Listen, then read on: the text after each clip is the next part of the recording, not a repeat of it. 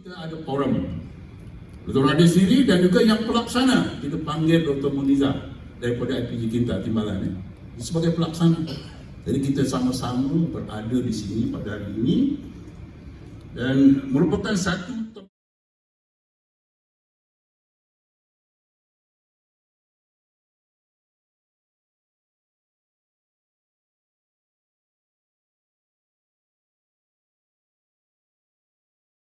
ini kena jelas. Sebab kita bermula daripada Pelan Pendidikan Malaysia PPPM 2013-2025. Maknanya pelan pendidikan kita memang telah pun tamat tahun 2025. Bila kita mula masuk pentadbiran, YB Menteri Fadzil Siddiq, antara benda yang disusun dan diminta untuk disegerakan dikemas ini adalah apa yang akan berlaku selepas 2025.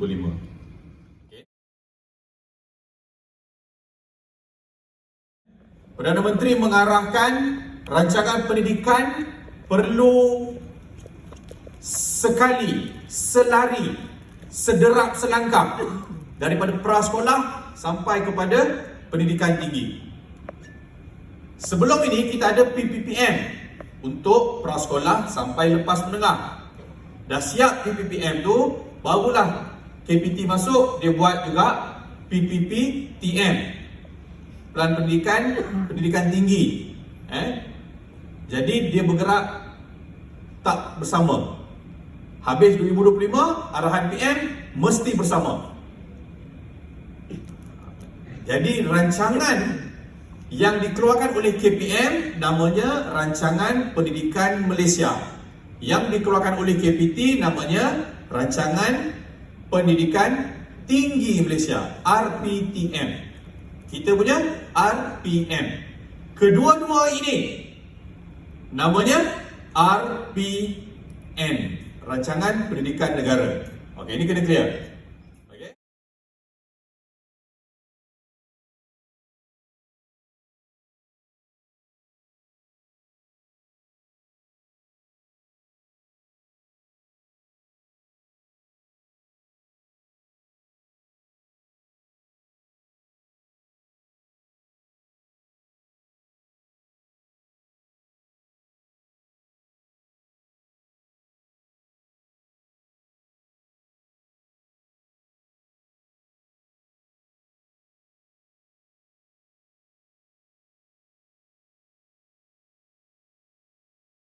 Malah dia kata dia ada mesyuarat, betul lah dia ada mesyuarat.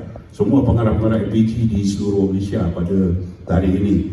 Alhamdulillah Dr. Muniza bersetuju. Dr. Muniza ni secara ringkas dia adalah berasal dari Terengganu. Saya ingat Kelantan, bunyi macam Kelantan bukan Terengganu. Ya, tapi dia lahir di Terengganu.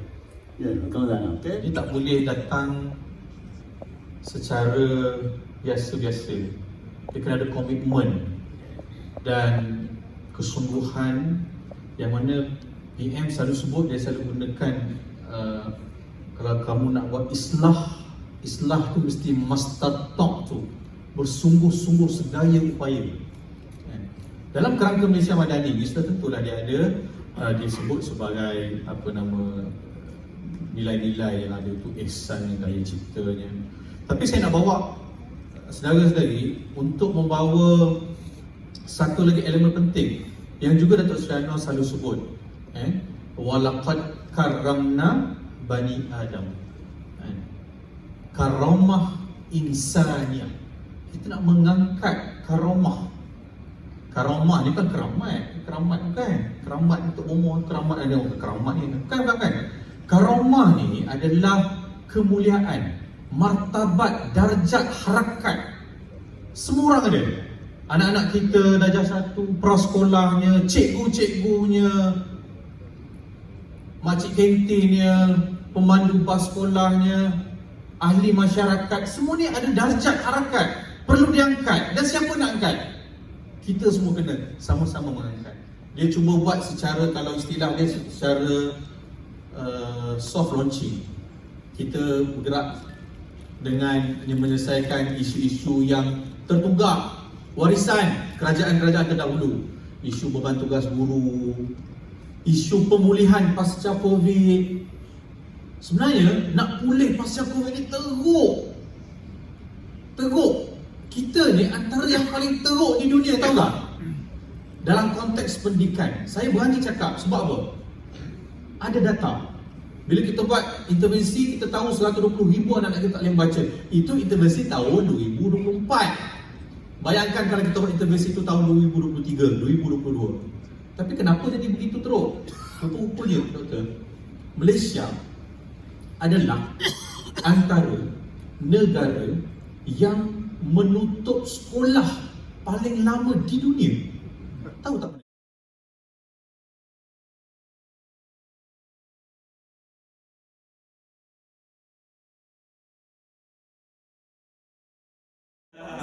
Kami memang satu lagi.